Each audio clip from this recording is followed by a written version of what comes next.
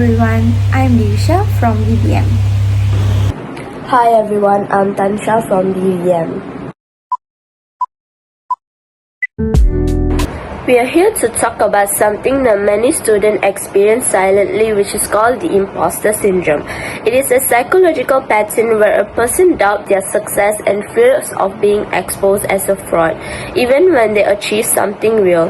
Many university students experience this, especially those under pressure to succeed. They may think I'm not smart enough or I just got lucky, even when they work hard.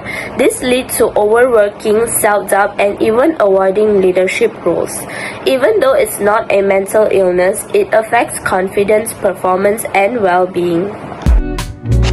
There are 5 common types of imposter syndrome. First is the perfectionist, where they have fears of making mistakes and feels like a failure unless everything is very flawless. Next is the superhuman, where they overwork and feel guilty when resting.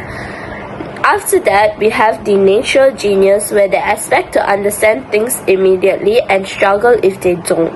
Furthermore, the soloist, where they refuse to ask for help, thinking that it will show that they are really weak. Lastly is the expert, where they feel that they need to know enough to be qualified. Each type experiences self-doubt differently, but they all share one thing, where they believe that they are not good enough. Hello everyone, I'm DEVEIISHAA and I'll be explaining about signs and symptoms in imposter syndrome. So basically, students with imposter syndrome often experience constant self-doubt. They might get good results or praise, but still they feel like they didn't earn it. They believe they might have just been lucky or others overestimate them. So common signs include overworking to prove themselves, procrastinating out of fear of failure, avoiding questions or leadership skills. Also, they might think others are smarter or more capable than them. Next, I'll be talking about what are the causes and factors in imposter syndrome. First, high expectation. Second, past criticism of failure. Third, social media influence. And fourth, competitive environment. Next, imposter syndrome has several causes, but one main factor is high expectations from family or lectures. Social media also plays a role, where seeing others' filtered success online can make students feel behind. Other causes include past failures, harsh criticism, and being in a competitive academic settings.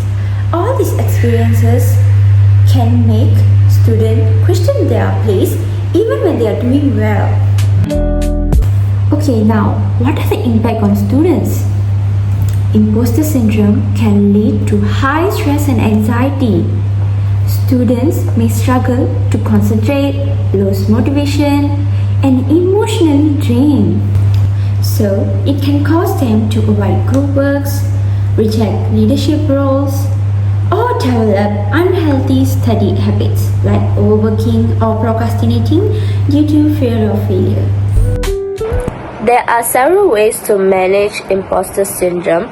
First, talk to someone you trust, such as a friend, lecturer, or it can be counselor too. Sharing your feeling can help you realize that you are not alone all the time. Secondly, keep a confident log where you write down your progress, achievement, and positive feedback to remind yourself of your growth. Third, practice self-compassion. Be kind to yourself when you make mistakes. Remind yourself that you are still learning. Okay, now let's move on to how to cure this imposter syndrome. One helpful method is cognitive behavioral therapy, which is CBT. This involves identifying your negative thoughts like I don't belong here and challenging them with your evidence. Ask yourself, is this really true? What have I achieved so far? What would I say to a friend who felt this way? Yes, with practice, these small mental shifts can help reduce self-doubt and build healthier thinking pattern. To sum up, imposter syndrome is very common among students, but it doesn't mean you are not capable. It shows when we care deeply about our well-doing, but they can turn into self-doubt. By recognizing the sign, understanding the cause, and reaching out for help, you can begin to manage it. Always remember, you don't have to be perfect to be alone. You are enough and you truly deserve your place here. Thank you for listening. And thank you for watching. Bye bye.